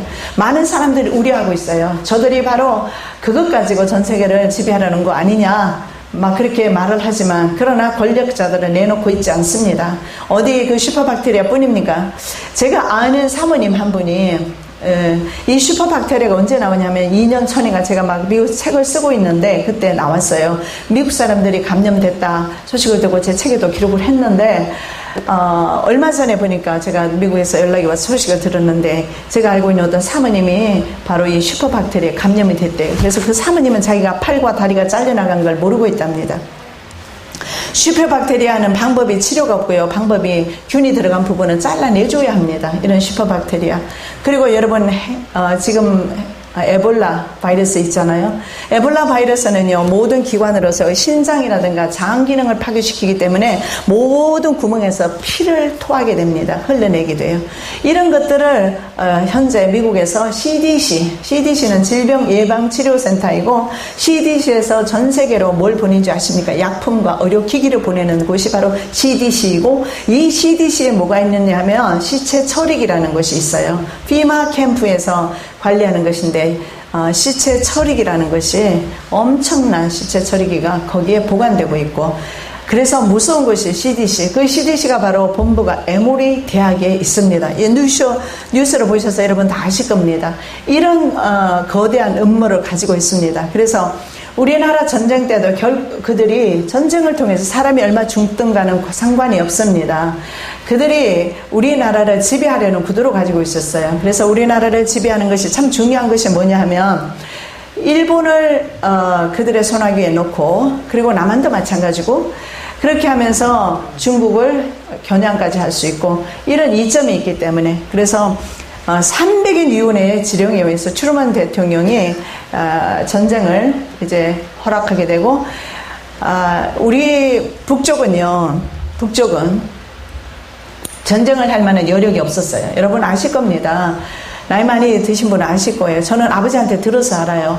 일제시대 때 말이죠. 숟가락까지도 있으면 다 다 빼앗겼다고 그랬어요. 그 무기로 만들었기 때문에. 그래서 가정에는 무기 될 만한 게 하나도 없었다. 전 국토가 거의 다 일본에게 다 빼앗겼다. 전 그렇게 알고 있어요. 그랬다면 북한이 말이죠. 무기를 어디서 만들었을까요? 소련제입니다. 소련이 다 대줬어요. 중국이 대줬죠. 소련과 중국이 대줬겠죠. 그래서 자, 여러분 그 중국의 인해 전술이라는 거 아세요? 전 그거 들어서 알고 있는데, 중국 사람들이 내려왔어요. 인해 전술을 통해서. 자, 그래서 중국 본토에서 말이죠, 많은 군인들이 한국 전쟁에 참전했어요. 이러한 때에 오늘의 대만입니다. 대만의 장개석 총통이 미국에다가 통보를 하죠. 내가 중국 본토를 공격하겠다. 그렇게 해서 공산화되어 있는 데서 민주화 시키겠다. 민주주의 국가에서 그렇게 당연히 해야 되지 않겠습니까? 그렇게 말했을 때 미국의 트루먼 대통령이 공격하지 마라. 만일에 너 공격하면 우리는 너 본토를, 너의 나라를 공격하겠다. 그래서 미국 제7함대가 대만 해협에 와 있었어요. 대만을 겨냥해서. 자, 이러면서 나중에 여러분 아는 데는 포츠담 얄츠 회담을 통해서, 얄츠 회담이죠. 회담을 통해서 소련의 대표와 미국 대표와 영국 대표들이 우리의 의사와는 전혀 상관없이 남북으로 나눠버렸어요. 그리고 우리는 지금 저들의 침략에, 지금 전쟁에 현재 노출되어 있는 상태입니다. 그러나 저는 그렇게 생각합니다.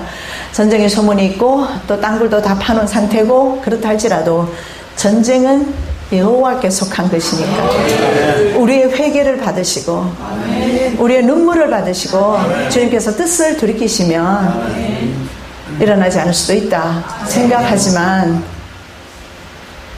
많은 기도하는 분들이, 그리고 제가 지금 전체적으로 봤을 때 제가 받은 정보에 의하면 전쟁을 준비하고 있는 것 같습니다.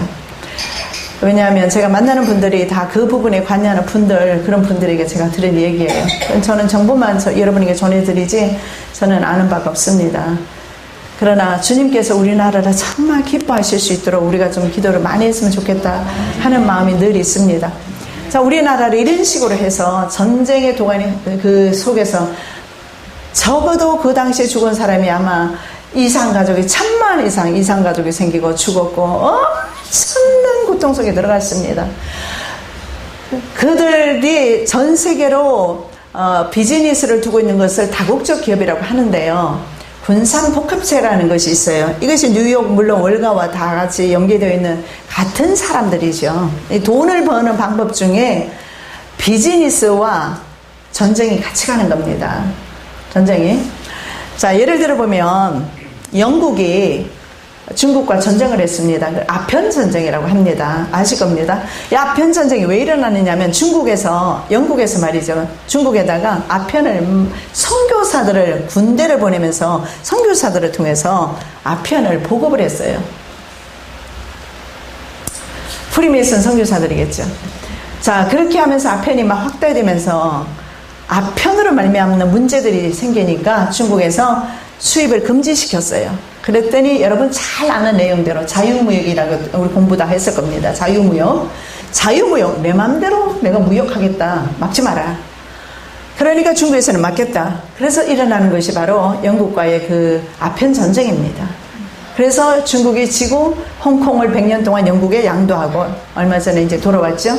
그렇게 하면서 아편이 마음대로 중국으로 들어가기 시작하면서 아편 때문에 얼마나 많은 사람들이 죽어가고 가정이 파괴되고 있습니까? 우리나라는 술 문화예요. 술 문화. 그렇죠? 술. 근데 중국은 아편입니다. 이렇게 해서 정신세계를 그렇게 피폐하게 만들었는데, 그렇게 해서 우리 농사를 우리나라에서는 그런 식으로 농사를 못 짓게 공업화를 만들었는데, 자, 이 공업화가 문제가 아주 크지요. 이 공업화가 왜 문제가 크냐면, 우리는 여러분이 잘 아시는 대로 수출 국가, 그래서 개발도상 국가에서 강대 국가로 진입하기 직전이었죠. 자, 그랬는데 안 됐어요. 왜 안 됐죠? 1997년에 IMF라는 게 왔어요. 자, 이 IMF는 UN에 속해 있는 세계 기구입니다. 이 IMF가 하는 것이 뭐냐면, 역시 국제금융위원회의 지시를 따라서 이자율을 조정하고, 그리고 그 다음에 필요하면 어떤 나라이든지 IMF로 보낼 수 있는 그런 구조조정을 하는 그런 나라입니다. 쉽게 말하면 다른 나라의 말이죠, 화폐의 가치를 평가절하시키는 일을 하고 있어요. 이 IMF가. 그러니까는 병 주고 약 주고 하는 곳이 IMF예요. 자, 이 IMF에서 뭘 했느냐면 우리나라의 돈을 반으로 뚝 잘랐어요. 우리나라는 천연자원이 없으니까 우리나라에서는 뭘 하느냐면 붕괴를 경험하게 해서, 경제가 붕괴되었을 때 넘어가는 모든 사업체를 그들이 먹는 겁니다. 이것이 바로 다국적 기업이라고 하죠. M&A라고 들어보셨을 겁니다. M&A는 큰 기업이 작은 기업을 먹는 거예요. 세계 기업이 우리나라 기업을 다 먹었습니다. 자, IMF가 온 것은 우리나라 화폐 가치가 절반으로 떨어진 것을 말합니다.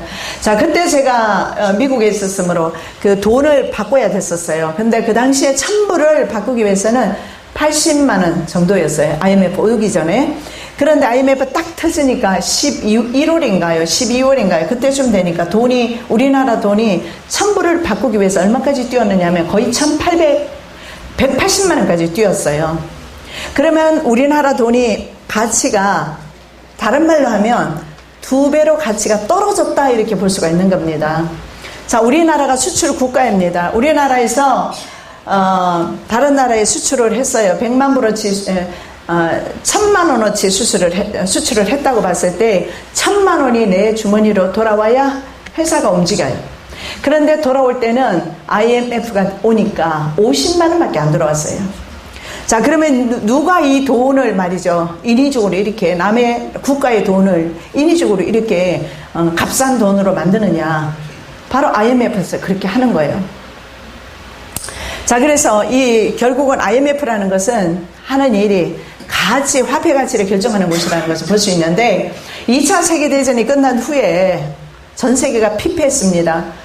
전쟁으로 말미암아 말로 할 수 없는 그런 피폐한 상황 속에서 많은 사람들이 모였죠. 그때 모인 사람들 가운데 CFR 회원들이 있었고, 그리고 독일의 히틀러에 헌신했던 게슈타포, 이런 사람들조차도 있었어요. 그들이 만든 것이 바로 UN입니다. 그래서 UN은 세계정부예요. 그래서 세계정부, 신세계정부, 그 다음에 유럽연합 정부 다 똑같다는 것을 볼 수가 있어요.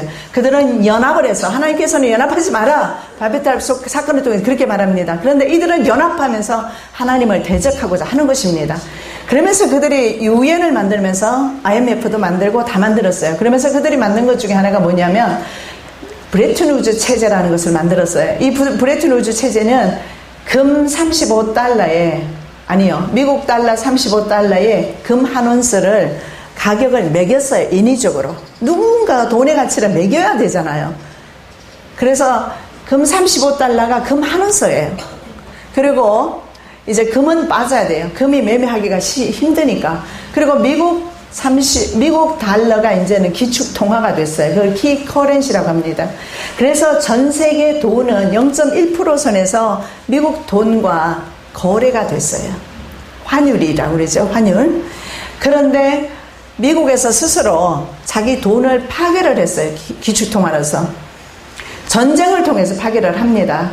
지금 이슬람 아랍 족속들은 미국을 가장 큰 사탄이라고 말합니다. 그리고 이스라엘은 작은 사탄이다. 그래서 아랍인들은 반드시 전쟁할 겁니다. 그래서 전쟁이 일어나요. 왜냐하면 그들의 신이 말이죠. 그들의 신이 그도 메시아를 기다리고 있어요. 이맘 기다리고 있어요. 그래서 그들은 그 신이 반드시 세계 전쟁을 통해서 온다 믿고 있기 때문에 반드시 전쟁을 할 겁니다. 이스라엘과. 이스라엘은 그들의 성전이 바로 그 하나님의 성전 자리에 서 있는 것을 못 견뎌하죠. 그러면서 전쟁이 나게 되겠죠. 자, 이렇게 전 세계 사람들은 사람들 중에서 특히 아랍 족속은 더 이상 있잖아요. 산유국들이 아랍 산유국들이 미국에 돈을 쓰지 않습니다. 결제할 때. 왜냐하면 아시잖아요. 미국이 이라크와 아프가니스탄 공격했잖아요. 그러니까 더 이상 이제는 저건 깡패 국가다. 근데 실제로 노암 촘스키라는 미국의 양심 교수이면서 그 사람은 아주 유명한 사람이에요. 그분이 뭐라고 했냐면은 로그 스테이트라는 그런 책을 썼는데 그 로그 스테이트이 뭐냐면 깡패 국가 이런 뜻이 있어요. 그래서 미국을 깡패 국가다. 그러다 보니까 경찰 국가로서 전 세계 경찰을 파견했던 군인들을 파견했던 그런 나라가 이제는 경찰 국가의 역할도 감당하지 못할 뿐만 아니라 왜냐하면 부채가 굉장히 많습니다. 미국은 무너지기 일보 직전이에요. 그래서 여러분 신문에도 계속 보셨잖아요. 그냥 빚 갚으라는 거 독촉을 안 하니까 그냥 있는 것뿐이지 독촉하면요. 이쪽에서 클레임을 걸어버리면 미국은 그날 무너지게끔 그런 경제 구조를 가지고 있어요. 자, 그랬을 때 이런 상황 속에서 이제 미국은 이런 상황 속에 있습니다. 그러다 보니까 미국도 미국 스스로를 보존할 수 없는 상황이고 키 커런시가 이제는 그렇게 되다 보니까 무너지고 그러면서 어떤 현상이 오느냐면 각 나라의 돈이 마음대로 매겨지기 시작했어요. 여러분 이 경제 용어라 여러분 평생 처음 이게 웬일입니까? 기도원에 은혜 받으러 오셨다가 죄송합니다. 이런 얘기 하려면 저도 죄송해요. 참 죄송합니다. 그런데 여러분 돈만큼 중요한 거 없잖아요. 돈이 있어야 주님 앞에 드리기도 하고 돈이 있어야 살잖아요. 근데 제가 이런 어려운 말씀 드려 좀 죄송한데 이 세계 경제나 이런 거 이해를 하면 어떤 구도로 저들이 오는구나 끝날 때쯤 이해를 해요. 제가 있잖아요. 집회를 한 3, 4일 하면 첫날은 막 어리벙벙해가 있다가 끝날 때쯤 되면은 얼굴이 펴지는 걸 많이 봐요. 죄송합니다. 쉽게 말씀드리면 돈은 이제는 아무도 우리 돈의 가치를 매겨주는 사람도 없고 규제도 없어요. 이것은 규제 완화라고 그래요. 규제 완화. 규제가 완화됐어요. 자, 그렇게 되면서 이제 권력 자본 있잖아요. 돈 가진 금권을 잡은 사람들이 인위적으로 돈의 가격을 매기기를 시작합니다. 그렇게 해서 우리나라에 IMF를 보내버린 거예요. 일부러 그렇게 한 거예요. 우리나라 돈의 가치를 반으로 뚝 잘라버렸어요. 그러니까 우리끼리 살 때는 뭐 그럭저럭 살겠는데 수출 국가로서는 곤란하죠. 자, 그렇게 되면서 우리나라 기업들이 무너지기 시작했어요. 그래서 우리나라 기업의 주주들이 오너는 그냥 그대로 그 이름이 있는지는 모르겠습니다만 주주들이 다 외국인들입니다. 큰 회사들 한번 보십시오. 많이 넘어갔을 거예요. 그리고 국가 기업들 보세요. 민영화를 다 시켰어요. 이것이 바로 IMF 조건이었어요. IMF 쉽게 말하면 돈의 가치를 평가절하하고 그리고 죽겠다고 난리니까 돈을 빌려주겠다는 거예요. 그래서 돈을 빌려주는 조건이 뭐냐면 규제 완화입니다. 그게 뭐예요? 민영화 시키라는 거예요. 국영기업을 민영화 시켜라. 그래서 여러분 이 철도 파업 같은 거 있잖아요. 철도 민영화 지금 있잖아요. 이 철도 민영화 되면은요 엄청나게 그 가격이 오르게 될 겁니다. 그래서 이것을 블랙 딜이라고 하는데 정치가와 경제, 세계 국제 경제 잡은 사람들이 서로 딜을 하는 겁니다. 이렇게 해서 우리나라 많은 민영화되면서 민영화된 그 기업에 외국 기업이 들어오는 겁니다. 그렇게 해서 주인이 바뀌게 되니까 어때요? 교통비도 오르게 되고 수도값 오르고 전기세 오르고, 전기세도 여러분 비싸지요, 그죠? 굉장히 비싸지요. 가스비도 오르고 다 그렇게 오른 이유가 국가가 관장하면 괜찮아요. 그런데 다른 나라들이 나라 기업들이 이윤의 첫째이기 때문에, 그래서 그들은요 심지어는 병원, 큰 병원까지도 장악하고 안 해도 되는 수술까지도 지금 하고 있어요. 제가 이런 강의를 어디서 했더니 실제로 의료인이 편지를 보내왔더라고요. 100% 맞는 말이라고. 그래서 수술도 여러분이 있잖아요. 참고로 말씀드릴게요. 한 병원에서만 진료하지 마시고 몇 군데 알아보고 하시는 게 좋을 것 같아요. 그래서 많은 사람들이 수술을 안 해도 되는 거 해버려가지고 고통받는 사람들도 봤고요, 미국에서. 이런 일들이 왜 그러냐면 뒤에 이런 다국적 기업들이 있어서 전 세계 병원, 모든 기업, 할 것 없이 다 손을 잡고 있어요. 이것을 다국적 기업이라고 부르기도 하고, 군대와 함께 가서 돈을 버는 거. 아까 제가 말씀드리는 대로 남북전쟁을 통해서 남쪽에도 북쪽에서 무기를 대주면서 돈을 벌죠. 그 다음에 인도 차이나 반도 전쟁이 있잖아요. 라오스, 캄보디아, 그 다음에 월남, 이런 전쟁을 통해서 30년 넘도록 전쟁을 통해서도 그들은 북쪽에도 무기 대주고 남쪽에도 무기 대주면서 돈을 벌어요. 이것을 군산복합체라고 하는데, 이 군산복합체 이렇게 해서 돈을 벌고요, 버는 또 경우가 있고, 또 다른 경우가 있어요. 어떤 경우가 있느냐면 이라크는요 석유가 지향을 불러왔다고 그렇게 말합니다. 왜 그러느냐 하면 이라크를 공격할 수 있는 명분을 어디서 얻었느냐 하면, 미국은 그 빈 라덴, 알카에다 뭐 이런 조직들이 있잖아요. 그들을 겨냥하는데 그들이 아랍인들이라는 거죠. 그래서 우리가 공격을 받았어. 우리는 5,000명 넘게 수많은 사람들이 죽었단 말이죠. 그리고 전 국민이 전율하며 떨고 무서워하며, 그래서 그때 9.11 사건이 나서 두 가지가 통과된 게 있어요. 하나가 반테러 법안이 통과되었고, 하나는 바로 전쟁 명분을 얻어서 이라크를 전쟁할 수 있는, 그래서 부시는 바로 전쟁을 선포하고 8시에 발표하고 바로 이라크를 때렸습니다. 그런데 이라크 사담 후세인이 부시와 사실은 절친이었어요. 친하게 지냈단 말이죠. 그래서 이용만 당하는데 어떻게 이용을 하느냐 하면, 다국적 기업들이 그동안 했던 게 있습니다. 경제 컨설턴트입니다. 두리데이즈라는 한국 영화 있어요. 그거 보시면 여러분 참고가 될 겁니다. 저는 다 보진 않고요. 그 부분만 일부러 발췌해서 봤어요. 우연히 지나다 보니까 하나님 보여주신 거예요. 그래서 한국에 바로 이렇게 현실을 이렇게 이루어지고 있구나 제가 봤는데, 그 영화에도 잘 나와 있지만 컨설턴트, 보통은 이 컨설턴트를 보내는데, 이 경제 조언자죠. 경제 컨설턴트를 보내는데 그들을 이렇게 불러요. 경제 암살자, 경제 저격수, 이렇게 보내요. 그래서 이렇게 천연 자원이 많거나 뭐 가스 이런 천연 자원 에너지가 많은 나라에는 경제 저격수를 보내서 독재자를 세웁니다. 한 사람에게 부귀와 영화를 주고 권력을 주는 겁니다.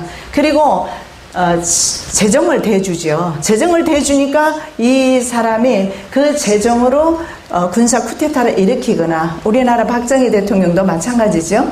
그들의 지원을 받아서 군사 쿠데타에 성공했고, 전두환 대통령도 마찬가지로 군사 쿠데타에 성공했습니다. 다 그들의 지원이 있었던 겁니다. 그런데 우리나라 박정희 대통령은 더 이상 그들의 세력을 계속해서 업고 갈 수는 없고, 우리나라를 어떻게 부흥시켜야 되겠다, 발전시켜야 되겠다는 생각으로 새마을 운동과 더불어서 했던 것이 있어요. 서산에서 핵무기를 개발했어요. 그래서 막 거기에서 포격 소리가 들렸다고 서산에 집회 갔더니 어떤 목사님이 알려줬어요. 그런데 박정희 대통령이 죽고 돌아가시고 난 그 다음 날부터는 들리지 않았다, 이런 말을 하는 걸 봤습니다. 그래서 저도 그렇게 생각을 하고 책에 기록을 했는데요. 방송에서 그 사실을 방송하는 걸 봤어요. 그래서 어떤 그 핵물리학자, 그래서 미국에서는 우리나라의 이 핵을 담당할 핵물리학자가 암살을 당했고요. 그러면서 일련의 사건들을 다 이렇게 방영한 것을 봤습니다. 자, 이렇게 해서 경제 컨설턴트를 보내서 그들에게 재정을 지원하면서 그 대신에 조건이 있습니다. 그 나라의 천년 자원을 빼앗는 겁니다. 우리나라에는 경제 부흥시켜서 우리나라 사람들이 애쓰고 힘쓴 모든 노력의 결과들을 그들이 가져갑니다. 여러분 한번 보십시오. 뭐 맥도날드라든가 뭐 베스킨 라빈스 아이스크림이라든가 그거 다 미국 기업입니다. 전 알아요. 그게 다국적 기업이에요. 다 지금 상호들이 미국 상호들 걸려 있는 거 커피집은 말할 것도 없고요. 다 다국적 기업 겁니다. 그래서 우리가 팔아주면 팔아줄수록 그들은 돈을 더 가져가게 되는 겁니다. 자, 이렇게 해서 그들은요 경제 저격수를 보내는데, 그들이 보낸 경제 저격수가 뭐 노리에가, 파나마 노리에가라는 사람, 그 다음에 사담 후세인, 그 다음에 필리핀 마르코스 대통령, 여러분이 기억하시는 독재자들은 거의 대부분이 맞습니다. 그들이 경제 컨설턴트 보내서 그들의 자원을 빼앗고 그들의 국영화된 기업들을 민영화시키고 그러면서 모든 자본을 가져갔는데, 그래서 전 세계 어느 나라도 예외 없이 다 그들의 손아귀에 떨어져 있고요. 여러분은 만일에 궁금한 나라가 있을 수도 있어요. 나중에 오후 시간에 저한테 개인적으로 물으면 제가 설명해 드릴게요. 어떤 나라도, 한 나라도 지금 이들의 세력으로부터, 그래서 그들은 완벽한 이제 원 시스템으로 가고 있습니다. 그 원 시스템이 뭐냐면 바로 신세계 정부로서 한 세계 정부를 구축해서, 그래서 이제는 그들이 공공연하게 말하기를 더 이상 이제 정치가들이 실패한 그 정치 우리가 두고 보고 있을 수 없다. 이제 우리가 나서야 될 때가 됐다. 그래서 2013년도에 말이죠. 2013년도에 일루미나티가 모습을 드러낸다고 했는데 이상하게 연기를 했어요. 그러면서 그 내부 증언에 의하면 그랬어요. 일루미나티 내부자에. 근데 그것을 말한 여자는 암살을 당한 것 같고 나타나지는 않는데, 그들은 그렇게 말합니다. 이제는 우리가 정치를 우리가 직접 하겠다. 그들에게 맡겨주지 않겠다.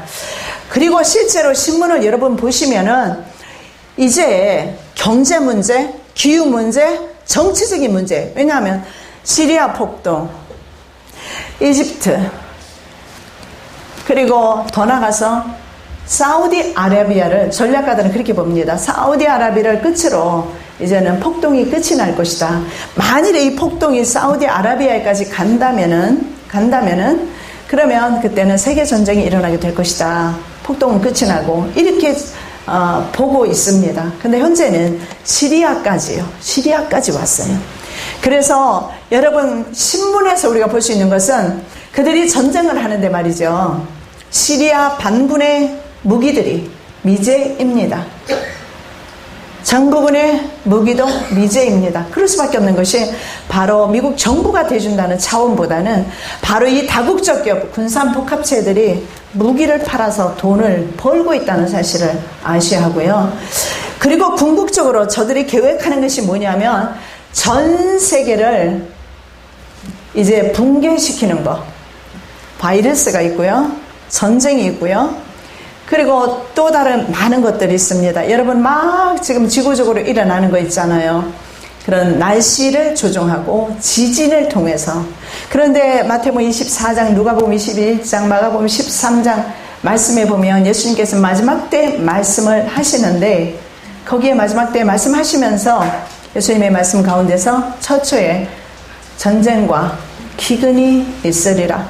여러분은 지금 있잖아요. 여기에 살고 있기 때문에 기근이 무엇인지 모를 겁니다. 전 세계적으로 기근이 올 겁니다.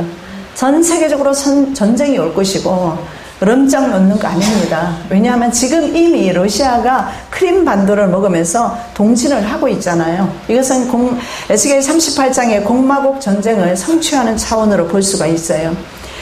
그리고 제3성전이 세워지고, 그리고 적그리스도가 제사와 예물이 드려지고, 다니엘서 9장 27절에 의하면, 그러면 그 일의 절반에 멸망에 가증한 것, 적그리스도가 제사와 예물을 금지시켜요.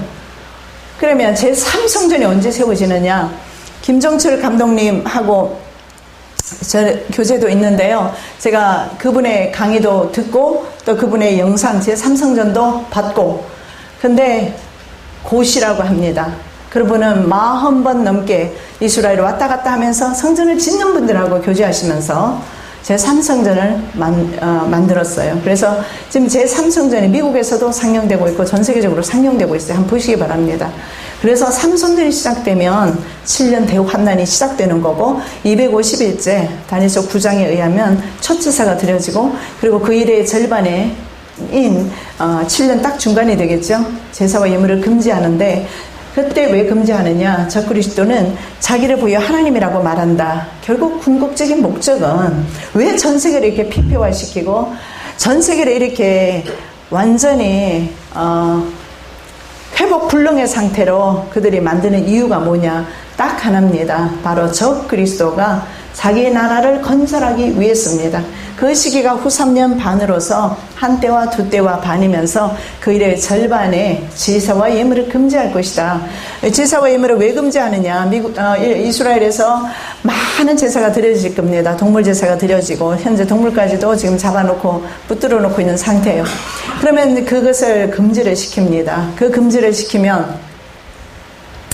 시키게 되는데 이유가 뭐냐면 전 세계 동물 애호가들이 동물 그만 죽여라, 동물 죽이지 마라, 그 힘을 빌어서 제사를 금지시킬 것이다. 그러면 그 제사가 금지가 되면 그때부터는 대환난으로, 진짜 대환난으로 들어가게 될 것이다. 이렇게 보고 있습니다. 그래서 지금은 전 세계가 바로 이들의 소나기에서 벗어날 길이 없다는 거. 그래서 지금까지 다 피폐화 시켜버렸어요. 근데 성경 말씀에 보니까 정확하게 말씀을 하고 있어요. 계시록 18장 23절인데 이렇게 말합니다. 너희의 상인들은 땅의 왕족들이라. 이렇게 말하고 있어요. 너희의 상인들이 지배하는 시대고 이 상인들은 더듬어 올라가면 왕족들이다. 그리고 여러분 다니엘서 금신상에 보면 머리부터 발끝까지 한 몸인 것을 유의하셔야 합니다. 그리고 네 번째 짐승 국가가 로마이면서 그리고 476년인가요? 동서로마로 나뉘면서 그리고 이것이 10발가락으로 연결되어 있고 과거의 로마 제국의 그 후손들이 오늘날의 웨스트 유럽 연합입니다. 그렇기 때문에 결국은 이들은 한 국가이면서 한 전통을 가지고 내려오면서 그러면서 그들 중에 소수인 왕족들이 전 세계의 부를 장악하고 있다. 그렇게 볼 수가 있습니다. 성경에서 너희의 상인들은 왕족이라고 했습니다. 분명히 그렇게 말씀을 하고 있고요. 그러나 계시록 18장 15절에서 이렇게 말씀합니다. 바벨론으로 말미암아 치부한 이 상품의 상인들이 그의 고통을 무서워하며 멀리 서서 울고 애통하여